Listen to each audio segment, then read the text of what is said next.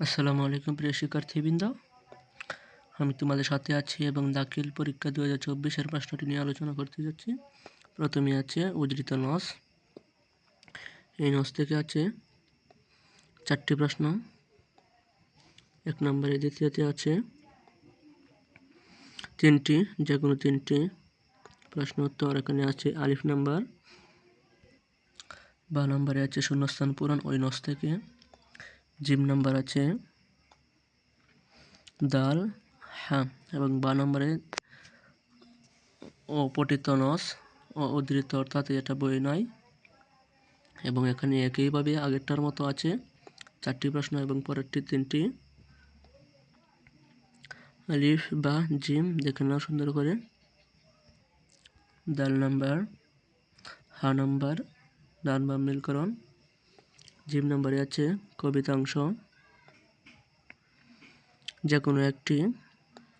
প্রথমে আছে রিহুল হায়ান, দ্বিতীয় আছে আলী ইবনে আবি তালিব, খলকুল হাসান, এবং এখানে আছে 6 নম্বরে আছে কবিতার ব্যাখ্যা। 7 নম্বরে আছে না,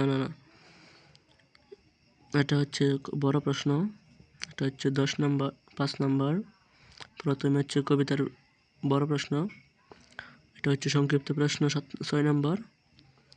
পরে আছে ব্যাখ্যা কবিতার 7 নম্বরে।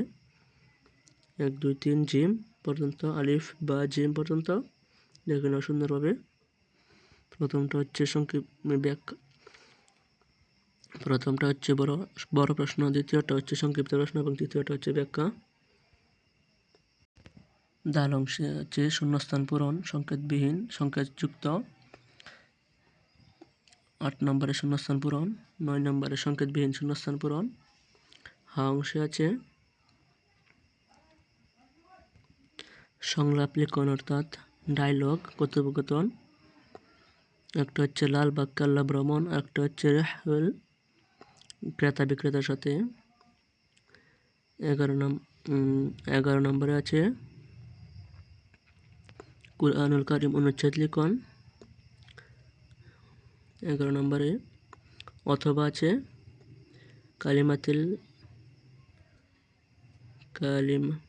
মাক্কাতুল মুকাররমা, কুরআনুল কারীম অথবা মক্কাতুল মুকাররমা, দুটি অনুচ্ছেদ লিখন থেকে একটি লিখতে হবে। দেখুন সুন্দরভাবে অনুচ্ছেদগুলো।